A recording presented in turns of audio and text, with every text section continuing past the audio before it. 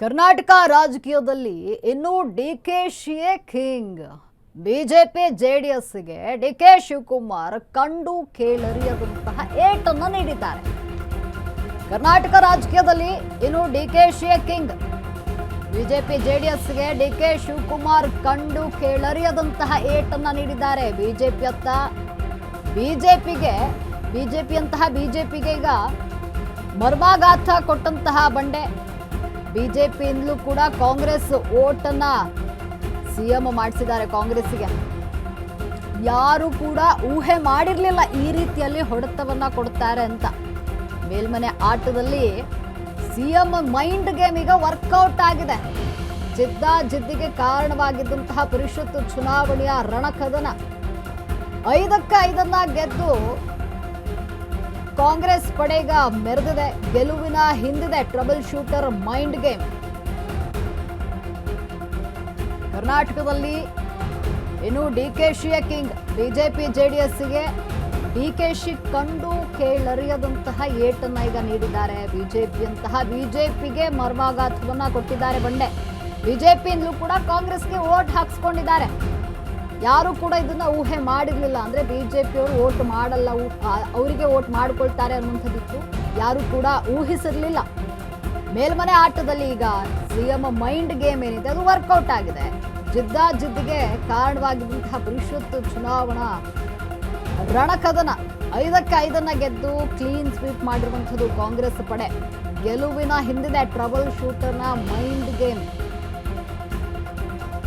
DK ಶಿವಕುಮಾರ್ಗೆ troubleshooter ಅನ್ನುವಂಥದ್ದು ಸುಮ್ಮನೆ ಬಂದಿಲ್ಲ.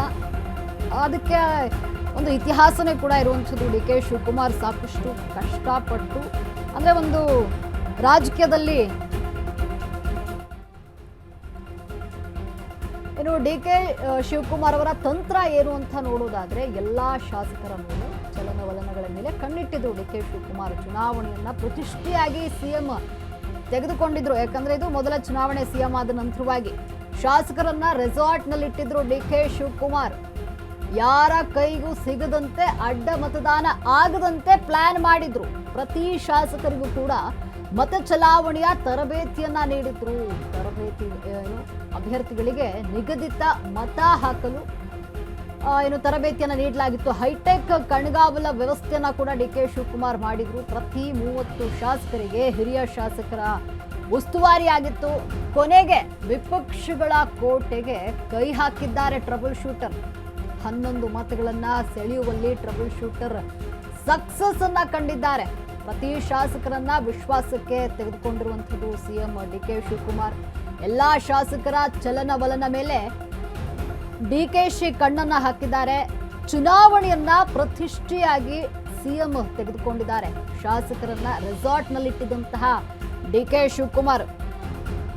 ಶಿವಕುಮಾರ್ ಶಾಸಕರ ಮೇಲೆ ಕಣ್ಣಿಟ್ಟಿದ್ರು. ಯಾಕಂದ್ರೆ ಎಚ್.ಡಿ. ಕುಮಾರಸ್ವಾಮಿ 10 ಶಾಸಕರಿಗೆ ಗಾಳ ಹಾಕಿದ್ರು. ಹಾಗಾಗಿ ಡಿಕೆ ಶಿವಕುಮಾರ್ ಇದರಲ್ಲಿ ಬಹಳಷ್ಟು ಹುಷಾರಾಗ್ಬಿಟ್ರು. ಶಾಸಕರನ್ನ ಸೆಳೆದು ಬಿಡ್ತಾರೆ ಅನ್ನುವಂಥ ಕಾರಣಕ್ಕಾಗಿ ರೆಸಾರ್ಟ್ ರಾಜಕಾರಣ ಶುರು ಮಾಡಿದ್ರು. ತಮ್ಮ ಶಾಸಕರನ್ನ ರೆಸಾರ್ಟ್ಗೆ ಕರ್ಕೊಂಡು ಹೋಗಿ ಇರಿಸ್ಕೊಂಡ್ರು. ಅದಕ್ಕೆ ಸಾಕಷ್ಟು ಕಣ್ಗಾವಲನ್ನ ಇರಿಸಿದ್ರು. ಜೊತೆಗೆ ವಿರೋಧ ಪಕ್ಷದ ಶಾಸಕರನ್ನ ಸೆಳೆಯುವಲ್ಲೂ ಕೂಡ ಡಿಕೆ ಶಿವಕುಮಾರ್ ಇಲ್ಲಿ ಯಶಸ್ವಿಯಾಗಿದ್ದಾರೆ.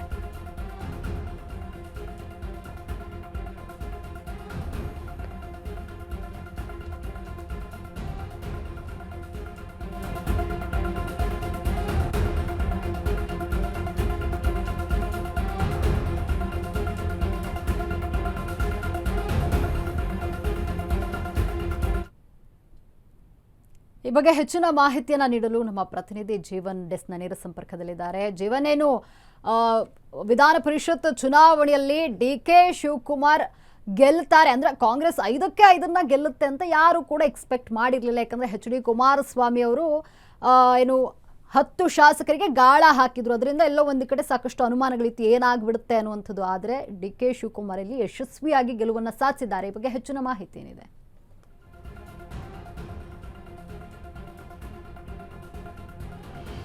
ಲಕ್ಷ್ಮಿ, ಏನು ನೆನೆ ಪರಿಷತ್ ಚುನಾವಣೆ ನಡೆದಿದೆ. ಈ ಒಂದು ಚುನಾವಣೆಯಲ್ಲಿ ಏನೊಂದು ಮುಖಭಂಗ ಆಗಿರುವಂಥದ್ದು JDS ಪಕ್ಷಕ್ಕೆ, ಕಾಂಗ್ರೆಸ್ ಪಕ್ಷಕ್ಕೆ ಭರ್ಜರಿ ಜಯ ಸಿಕ್ಕಿರುವಂಥದ್ದು. ಯಾಕಂದ್ರೆ ನಿಲ್ಲಿಸಿದಂತಹ 5 ಅಭ್ಯರ್ಥಿ, ಕಣದಲ್ಲಿ ಇದ್ದಂತಹ 5 ಅಭ್ಯರ್ಥಿಗಳು ಕೂಡ ನಿನ್ನೆ ಗೆದ್ದಿರುವಂಥದ್ದು. ಸದ್ಯ ಈ ಒಂದು ನಿಟ್ಟಿನಲ್ಲಿ ಸದ್ಯ ಎಲ್ಲರೂ ಕೂಡ ಸದ್ಯ ಸಂತೋಷವಾಗಿರುವಂಥದ್ದು. ಈ ಒಂದು ವಿಚಾರದಲ್ಲಿ DK ಮಾಸ್ಟರ್ ಮೈಂಡ್ ಅನ್ನುವಂಥದ್ದು ಎಲ್ರಿಗೂ ಗೊತ್ತಿರುವಂಥ ವಿಚಾರ. ಯಾಕಂದ್ರೆ DK ಶಿವಕುಮಾರ್ ಅವರು ಈ ಚುನಾವಣೆ ಅಂತಲ್ಲ, ಬಹಳಷ್ಟು ಚುನಾವಣೆಗಳಲ್ಲಿ ತಮ್ಮ ಮಾಸ್ಟರ್ ಮೈಂಡ್ ಅನ್ನ ಗೇಮ್ ಅನ್ನ ವರ್ಕ್ ಮಾಡಿ, ಆ ಒಂದು ಗೇಮ್ ಅಂದ್ರೆ ಏನೊಂದು ಪ್ಲಾನ್ ಗಳನ್ನ ಮಾಡಿ ಮತವನ್ನ ಸೆಳೆದು ಇನ್ನು ಆ ಒಂದು ವಿಚಾರದಲ್ಲಿ ಸಕ್ಸಸ್ ಆಗಿರುವಂತದ್ದು ಎಲ್ರಿಗೂ ಗೊತ್ತೇ ಇದೆ. ಅದೇ ರೀತಿಯಾಗಿ ಇಲ್ಲೂ ಕೂಡ ಕಾಂಗ್ರೆಸ್ನ ಏನೊಂದು ನಿನ್ನೆ ಪರಿಷತ್ ಚುನಾವಣೆಯಲ್ಲಿ 5 ಸ್ಥಾನಗಳು ಗೆದ್ದಿದೆ. ಈ ಒಂದು 5 ಅಭ್ಯರ್ಥಿಗಳು ಗೆಲ್ಲೋದಿಕ್ಕೆ ಸಾಕಷ್ಟು ಒಂದು ಪ್ಲಾನ್ ಅನ್ನ DK ಶಿವಕುಮಾರ್ ಅವರು ಎಂದಿದ್ದು. ಇದೇ ವಿಚಾರವಾಗಿ ಇನ್ನು ರೆಸಾರ್ಟ್ಗೂ ಕೂಡ ಮೂವ್ ಆಗಿರ್ತಾರೆ. ರೆಸಾರ್ಟ್ಗೆ ಹೋದಂತಹ ಸಂದರ್ಭದಲ್ಲಿ ಬಹಳಷ್ಟು ಅಂದ್ರೆ ರೆಸಾರ್ಟ್ ಒಳಗಡೆ ಸಾಕಷ್ಟು ರೀತಿಯಾದಂತಹ ತಂತ್ರಗಳನ್ನ DK ಶಿವಕುಮಾರ್ ಅವರು ರೂಪಿಸಿರ್ತಾರೆ. ಯಾಕಂದ್ರೆ ಏನೊಂದು ಮತ ಯಾವುದೇ ರೀತಿಯಾದಂತಹ ಕ್ರಾಸ್ ವೋಟಿಂಗ್ ಅಂದ್ರೆ ಪಕ್ಷದ ಪಕ್ಷದ ನಾಯಕರಿಂದ ಯಾವುದೇ ರೀತಿಯಾದಂತಹ ಕ್ರಾಸ್ ವೋಟಿಂಗ್ ಆಗಬಾರ್ದು ಒಂದು ನಿಟ್ಟಿನಲ್ಲಿ ಪ್ರತಿಯೊಬ್ಬರಿಗೂ ಒಂದು ಅಂದ್ರೆ ಏನೊಂದು ಶಾಸಕರ ಅಂದ್ರೆ 30 ಶಾಸಕರ ಒಂದು ಗುಂಪಿಗೆ ಒಂದು ಹಿರಿಯ ಶಾಸಕರನ್ನ ಮೇನ್ ಒಂದು ಅವ್ರನ್ನ ನೋಡ್ಕೊಳ್ಳೋದಿಕ್ಕೆ ಅಂತ ಒಂದು ಮಾಸ್ಟರ್ ಮೈಂಡ್ ಅಂತ ಮಾಡಿ ಅಲ್ಲೇ ಅಂದ್ರೆ ಅವರ ಪಕ್ಷದಲ್ಲೇನೆ ಒಬ್ಬ ಹಿರಿಯ ಶಾಸಕನನ್ನ ನೇಮಿಸಿ ಅವರ ಹದ್ದು ಬಸ್ತಿನಲ್ಲಿ ಅಂದ್ರೆ ಅವರ ಮೇಲೆ ಕಣ್ಗಾವಲನ್ನ ಇಟ್ಟಿರುವಂತದ್ದು DK ಶಿವಕುಮಾರ್ ಅವರು. ಈ ಒಂದು ವಿಚಾರದಲ್ಲಿ DK ಶಿವಕುಮಾರ್ ಅವರು ಸಕ್ಸಸ್ ಆಗಿ ಒಂದು 5 ಅಭ್ಯರ್ಥಿಗಳನ್ನ ಗೆಲ್ಸ್ಕೊಂಡಿರುವಂತದ್ದು. ಅದಲ್ಲದೆ ಇನ್ನು ರೆಸಾರ್ಟ್ ನಿಂದ ಶಿಫ್ಟ್ ಆಗುವಂಥದ್ದು, ರೆಸಾರ್ಟ್ ನಿಂದ ಒಂದು ಏನೊಂದು ವೋಟಿಂಗ್ ಬೂತ್ ಅಂದ್ರೆ ಏನು ವಿಧಾನಸೌಧಕ್ಕೆ ಆಗಮಿಸುವಂತಹ ಸಂದರ್ಭದಲ್ಲೂ ಕೂಡ 5 ಅಭ್ಯರ್ಥಿಗಳಿಗಾಗಿ 5 ವಿವಿಧ ಬಸ್ಗಳನ್ನ ಕೂಡ ವ್ಯವಸ್ಥೆ ಮಾಡಿರ್ತಾರೆ. 5 ವಿವಿಧ ಬಸ್ಗಳಲ್ಲಿ ಅವ್ರನ್ನ ಅಂದ್ರೆ ನೇರ ರೆಸಾರ್ಟ್ ನಿಂದ ನೇರವಾಗಿ ಇಂದು ವಿಧಾನಸೌಧಕ್ಕೆ ಕರೆತಂದು ವಿಧಾನಸೌಧದಲ್ಲಿ ವೋಟಿಂಗ್ ಅನ್ನು ಕೂಡ ಮಾಡಿಸಿರ್ತಾರೆ. ಮತ್ತೆ ಇದ್ರ ಜೊತೆಗೆ ವೋಟಿಂಗ್ ಯಾವುದೇ ರೀತಿಯಾದಂತಹ ಅನರ್ಹ ಆಗಬಾರ್ದು, ವೋಟ್ಗಳು ನಮ್ಮ ಪಕ್ಷದ ನಾಯಕರ ವೋಟ್ಗಳು ಯಾವುದು ಅನರ್ಹ ಆಗಬಾರ್ದು ಅನ್ನೋ ಒಂದು ನಿಟ್ಟಿನಲ್ಲಿ ಮುಂಚೆಯೇ ಏನೊಂದು ಅವರಿಗೆ ಒಂದು ಪ್ಲಾನಿಂಗ್ ಅಂದ್ರೆ ವೋಟ್ ಯಾವ ರೀತಿ ಮಾಡಬೇಕು ಅನ್ನೋ ಒಂದು ಪ್ಲಾನಿಂಗ್ ಅನ್ನ ಕೊಟ್ಟಿರುವಂತದ್ದು. ಹಣಕ್ಕೂ ಪ್ರದರ್ಶನದ ರೀತಿ ಅವರಿಗೆ ವೋಟ್ ಯಾವ ರೀತಿ ಮಾಡಬೇಕು ಅಂತ ಹೇಳ್ಕೊಟ್ಟಿರ್ತಾರೆ ರೆಸಾರ್ಟ್ ನಲ್ಲೇ. ಈ ಒಂದು ಎಲ್ಲಾ ವಿಚಾರಗಳನ್ನ ಗಂಭೀರವಾಗಿ ಅವರ ಪಕ್ಷದ ನಾಯಕರು ಕೂಡ ಅಂದ್ರೆ ಏನು ಶಾಸಕರಿದ್ದು ಎಲ್ಲಾ ಶಾಸಕರು 135 ಶಾಸಕರು ಕೂಡ ಇದನ್ನ ಗಂಭೀರವಾಗಿ ಪರಿಗಣಿಸಿ ಅದೇ ರೀತಿಯಾಗಿ ಅಂದ್ರೆ DK ಶಿವಕುಮಾರ್ ಅವರು ಏನೆಲ್ಲ ಪ್ಲಾನ್ ಅಲ್ಲಿ ನಡ್ಕೊಳ್ಳೋಕೆ ಹೇಳಿರ್ತಾರೆ ಅದೇ ರೀತಿಯಾದಂತ ನಡ್ಕೊಂಡಿರ್ತಾರೆ. ಇದರ ಜೊತೆಗೆ ಏನು ಮುಂದೆ ಇನ್ನು ವಿಧಾನಸೌಧದಲ್ಲಿ ಬಂದಂತಹ ಸಂದರ್ಭದಲ್ಲಿ ಬೇರೆ ಪಕ್ಷದ ಮತಗಳು ಕೂಡ ಅವರು ಸೆಳೆದಿರುವಂತದ್ದು. ಯಾಕಂದ್ರೆ 11 ಕ್ರಾಸ್ ವೋಟಿಂಗ್ ನಿನ್ನೆ 11 ಜನರ ಕ್ರಾಸ್ ವೋಟಿಂಗ್ ಆಗಿರುವಂತದ್ದು ಎಲ್ರಿಗೂ ಗೊತ್ತೇ ಇರೋ ವಿಚಾರ. ಈ ವಿಚಾರದಲ್ಲಿ DK ಶಿವಕುಮಾರ್ ಅವರು ಮುಖ್ಯ ಪಾತ್ರವನ್ನು ವಹಿಸಿರ್ತಾರೆ ಅನ್ನುವಂಥದ್ದು ಎಲ್ರಿಗೂ ಗೊತ್ತಿದೆ. ಯಾಕಂದ್ರೆ 11 ಏನು ಅಭ್ಯರ್ಥಿಗಳ 11 ಶಾಸಕರ ಓಟನ್ನ ಕ್ರಾಸ್ ವೋಟಿಂಗ್ ಮಾಡಿಸಿರ್ತಾರೆ. ಈ ಒಂದು ವಿಚಾರದಲ್ಲಿ ಕ್ರಾಸ್ ವೋಟಿಂಗ್ ಇಂದಲೇ ಈಗ 5ನೇ ಅಭ್ಯರ್ಥಿ ಆದಂತವರು ಗೆದ್ದಿರುವಂತದ್ದು. ಈ JDSಗೆ ಸದ್ಯ ಮುಖಭಂಗ ಆಗಿದ್ರು ಕೂಡ ಈ ಒಂದು ಮಾಸ್ಟರ್ ಮೈಂಡ್ DK ಶಿವಕುಮಾರ್ ಅವರ ಮಾಸ್ಟರ್ ಮೈಂಡ್ ಇಲ್ಲಿ ವರ್ಕೌಟ್ ಆಗಿರೋದು.